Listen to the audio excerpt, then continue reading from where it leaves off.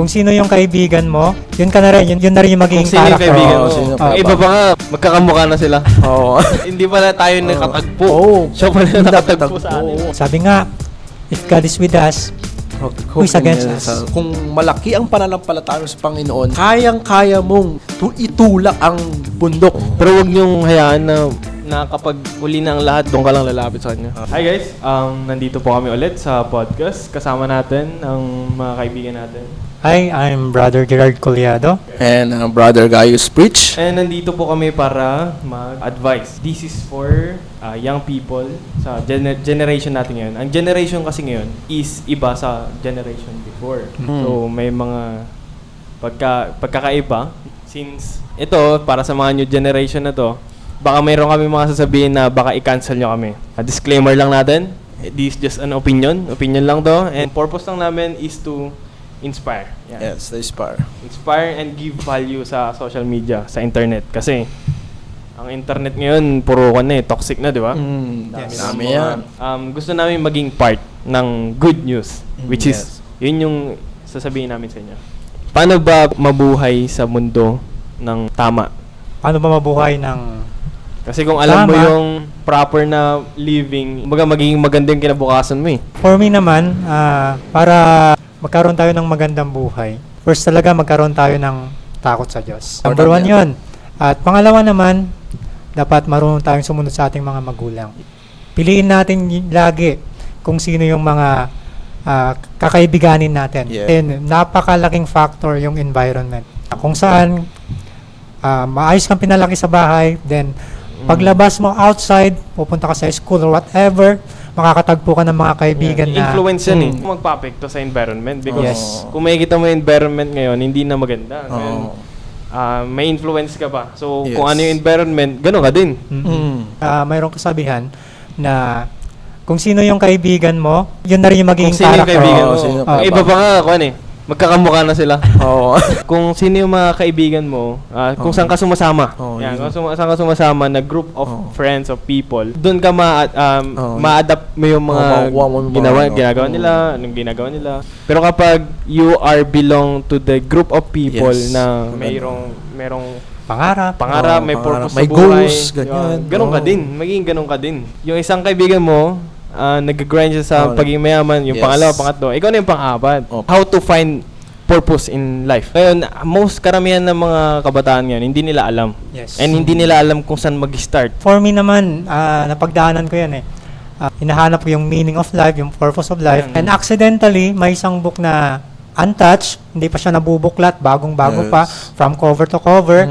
And ang title ng book na yun, nabasa ko, The Purpose-Driven of Life. Sabi doon sa una, life is about Jesus. Maganda rin yung nagbabasa ka ng mga libro. Dami mong dami mong Matututunan. malalaman dyan. Para ma-improve yung knowledge in mo. life. Ganun. Ikigai. Sabi niya doon, kailangan alam mo dapat yung rason tsaka dahilan bakit ka nandito sa mundo. Kapag hindi mo alam, walang mangyayari sa buhay mo. Pinaka-importante na magkaroon ka ng purpose. Yes. Magkaroon ka ng map. Yun yung map eh. Kailangan andun alam mo yung kung saan ka pupunta. Punta ka ng Carmen, punta ka Rosales, punta ka Isabela. Dapat alam mo may yun. rota. Kumbaga, yung buhay mo walang liwanag, tapos nung nagkaroon ng baghari, nagkaroon ng kulay. Yan. Yun yung magbibigay ng kulay sa buhay mo. Your purpose. Mas maganda, mas masaya yung buhay mo kapag alam mo yung purpose mo. Your purpose in life is to help people. Yes, Your purpose in life is to be a blessing to other people. Or either your purpose is to inspire. Yes, to inspire, motivate. Purpose is to, kumbaga kapag may business ka, ikaw yung nagpapasahod sa mga workers to Yes, provide work. Provide, share. Kung ang purpose To mo serve. is maging presidente ng Pilipinas, di ba? Why not? May iba't iba tayong purpose sa mundo. Yes, marami. And then, malalaman mo lang yung purpose mo. Seek the kingdom first. Yes, Matthew 6 verse 33. Seek ye first the kingdom of God. And everything will follow. Put God first in everything you do, and everything will follow. Mayroong plano ang Diyos sa buhay natin. Everything. Akala natin masama yung nangyayari kasi talagang iba. Saka normal lang din naman yan yung mga problema Oo. sa buhay dito sa mundo. Mga pagsubok. Sabi nga nila kapag wala ka daw problema, hindi ka na tao. Patay ka na dito. God allows problems. Yes, ganun yun. God is not giving you Yung problems. problems. Kasi ayaw niya naman tayo mapahamak or ayaw niya tayo anything na ikakapahamak sa natin. He allowed that to happen to us because may nakikita niya kasi na mag-grow tayo dun sa problema. Kung may makita kayo sa MMK, may kwento ba sa MMK na hindi dumaan sa problema? Lahat. Tapos lahat ng result ng ending ng MMK, ang gaganda ng result. Ang ganda. Nakapagtapos ng pag-aaral, nakita niyo yung magulang niya. So, ang ganda na naging ending. Because of actually the problem na naranasan niya. Paano pag wala ng problema? Paano pag wala ng pagsubok? Ang mangyayari, wala ng thrill eh. Wala ng thrill ang buhay. Wala ka ng dadaanan ng problema. Madali na lahat. Ayaw yun ng Diyos. Inaalaw niya lahat ng problema sa atin.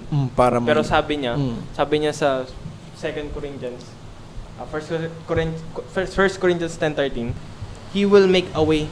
God will make a way. Alam niya din na ialaw niya tong problema na to. Alam niya na kaya mo din. Ang nagsasabi lang na hindi mo kaya, ikaw lang. Or the enemy Yes, are the enemy. yung nagsasabi sa'yo na hindi mo kaya, di ba? Napapagsak ka. Ang nangyayari dyan, sumusuko ka sa problema, ang panalo din, the enemy. May alam ba kayo sa 12 disciple na hindi dumaan sa problema?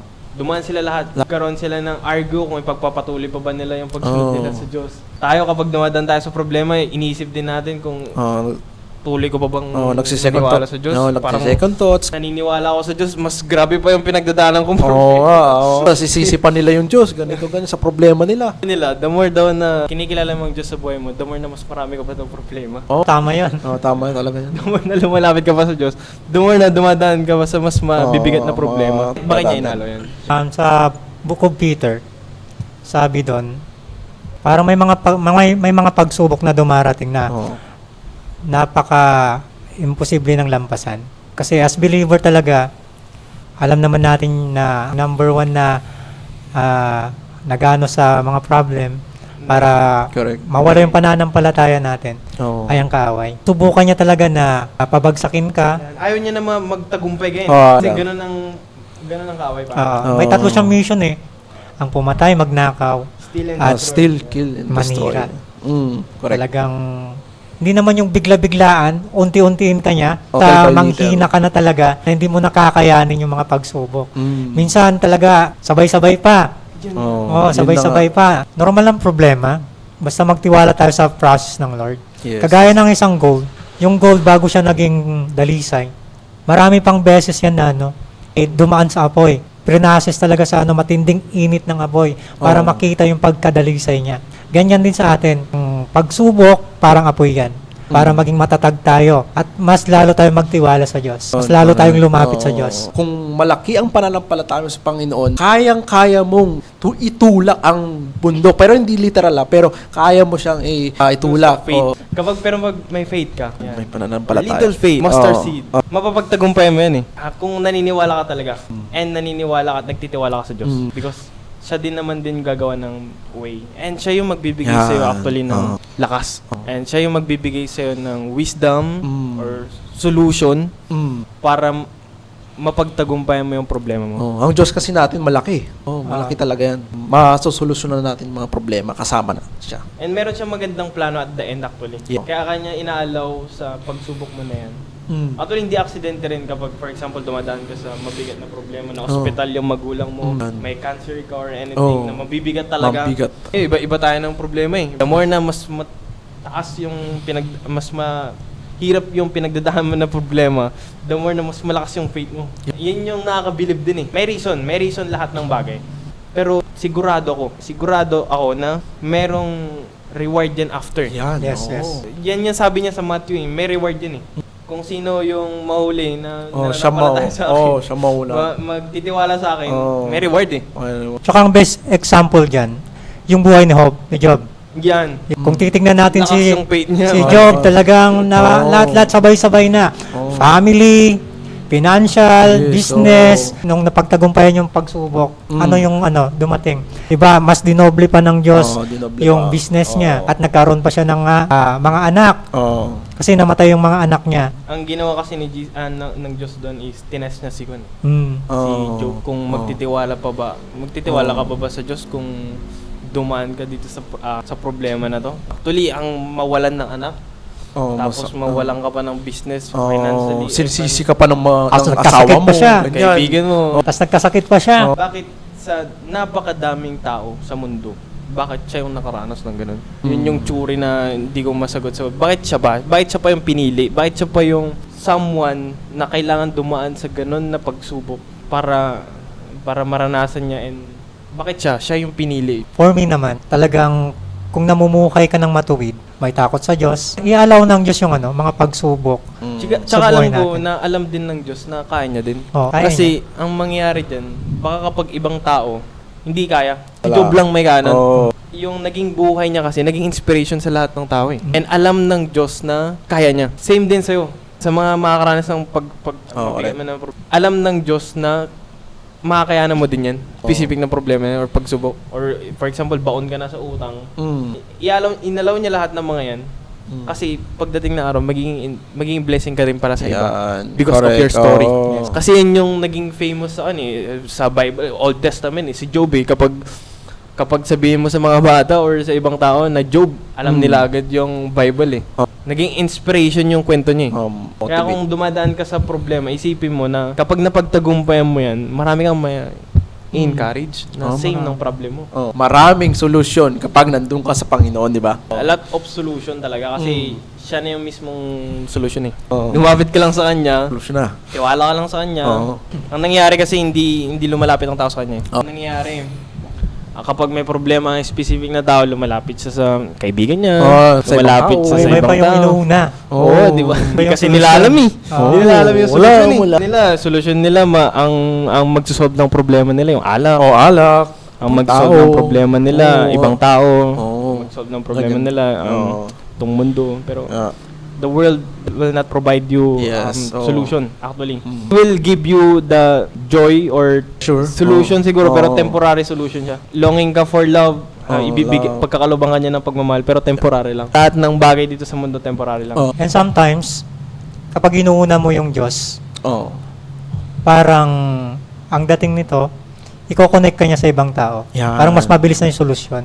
Sa atin naman kasi, iba-iba yung inuuna natin. Tama nga yung sinabi mo. Ang question dito, bakit maraming tao yung hindi napapagtagumpay yung mga pagsubok? Kasi nga, wala silang personal na relasyon sa Diyos. Yan. Ang advice po natin, sa encourage po natin, kilalanin po natin ang Diyos. Yan. Kasi ang Diyos na si Jesus Christ, naibigay niya yung buhay niya sa cross, di ba? How much yung pangangailangan mo everyday? Kayang-kayang ibigay yun ng Diyos. Yung mga pagsubok mo, mga problema mo, Basic lang sa Diyos talaga yan. basic lang yan sa Lahat Diyos.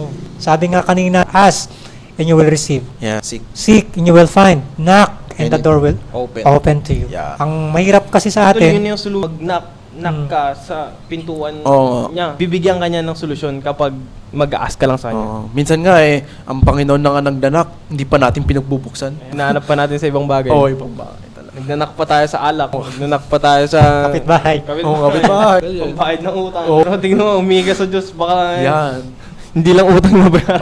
Baka ibibigay na lang sa'yo. Wala pang interest. Wala.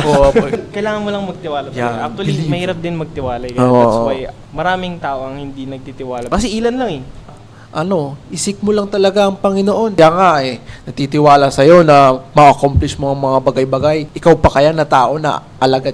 Yeah. Proverbs 3 verse 5, all you need is to trust. Yeah. Trust in the Lord with all your heart and do not lean on your own understanding. Yan. Ang nangyayari kasi, kaya mahirap magtiwala ang isang tao because may mga worry siya. Yan yung nagiging barrier ng tiwala. Worrying. Worrying ang pinaka number one bakit hindi nagtitiwala ang tao.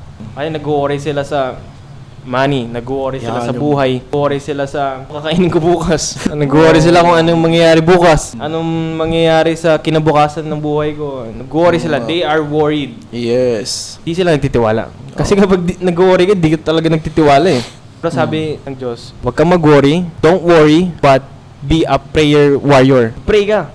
Yan yung pinaka-solution ng worry. Kapag nag-worry ka na wala kang pambayad ng utang mo, magpray ka sa Diyos, and that's the sign na you humble yourself, you trust the Lord because of prayer. Prayer is the most powerful weapon in life, di ba? Pag di ka nagpe-pray, Handata natin. worry ka talaga. Stress ka talaga sa buhay pag di ka nagpe-pray and hindi ka nagtitiwala sa Diyos. Ano bang benefits ng magtiwala sa Diyos? So, Yung parang advantage na nagagawa na hindi ka na mag-worry sa kakainin mo bukas. Ang gagawin mo na lang magtiwala sa Diyos. Ang mangyayari dyan, you let God provide you everything. don't worry about tomorrow.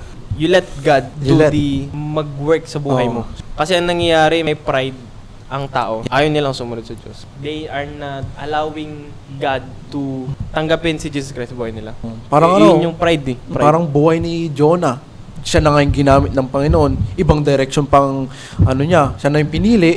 Ibang direction pa yung yung pinuntahan niya. Imbis na sa Nineveh, to preach the gospel sa iba pa. Maraming ganyan ngayon. Hayaan mo siyang mag-provide sa'yo. Hayaan mo siyang magbigay sa'yo. Hayaan mo din na mag-work ang Panginoon sa buhay mo. Actually, kulang ang buhay kasi pag wala wala. kinikilalang Diyos. Yan. Kasi mahirap eh. Mahirap talaga. And sometimes din kasi, bakit mahirap magtiwalang tao? Base sa experience niya. Nasaktan siya, kaya hindi na buo yung pagtitiwala niya. Pero ibahin natin yung Diyos. Kung yung tao, yung mga nagsabi ka ng mga problema, promises, pero made to broken, ibahin natin ang Diyos kasi hindi siya kagaya ng tao. Na ang salita niya nga ay, siya nga mismo sabi ko kanina, kung siya yung life kanina, ngayon naman, truth siya. Pwede mong ibigay yung 100% trust mo sa Diyos. Hindi siya kagaya ng tao, hindi siya kagaya ng kaibigan mo, o magulang mo, whatever na tao na sumira ng tiwala mo. Sabi nga, ibigay mo lang yung buong buo mo sa Diyos. Yan. Surrender mo sa Kanya. At magiging ama siya sa'yo, magiging kaibigan siya sa'yo. Tutulad mo yan sa parents mo eh. Oh. Father mo, yung mother mo, physically, biological mother mo sila. They provide things na kailangan mo. Physically, nung sanggol ka ba hanggang ngayon, they provide. Kasi magulang mo sila yan, anak ka nila. And how much more sa Father mo in heaven? Mas greater ba, di ba? Natagpuan lang namin, no, it's not natagpuan. Hindi. Tinagpo tayo. Pinagtagpo tayo. Diba? Hindi pala tayo nakatagpo. Siya pala nakatagpo sa atin. Natagpuan niya kami. Yeah. Because of specific na saan man kami dumaan na Rosales or Carmen, saan man, Villasis, pumunta man kami ng Balongaw. Saan man kami pumunta. Kumbaga, tinagpo niya kami doon. In a specific of problem, nagigets siya po. Yes. Alam yan, sinisid nyo na. Tumahan kami sa napakaraming pagsubok. Tumahan kami sa specific na problema. Dahil doon, ginamit pala ng Diyos yung problema din. Yan. Para ma-encounter natin siya. Ma-encounter natin siya. The reason bakit may nag-exist na problema sa mundo, sa buhay. Kapag wala daw problema, baka hindi ka na magtiwala sa Diyos, di ba? Hindi ka na mag-pray sa Diyos kung wala kang problema. Baka hindi ka na, wala nang rason bakit ka. Wala nang rason na lalapit ka pa sa Kanya. Ano pang silbi, ganyan. And dahil dun sa specific na problema na pinagdaanan namin, natagpuan namin. Yan. Doon namin natagpuan Yan. yung tunay na kaligayahan. Yan. Nung tinagpo niya kami, doon naman namin natagpuan yung tunay na rason at purpose. Bakit na mabuhay dito sa mundo. Kasi darating ang tao sa punta ng buhay niya na meron siyang pagdadaanan na mabigat na problema.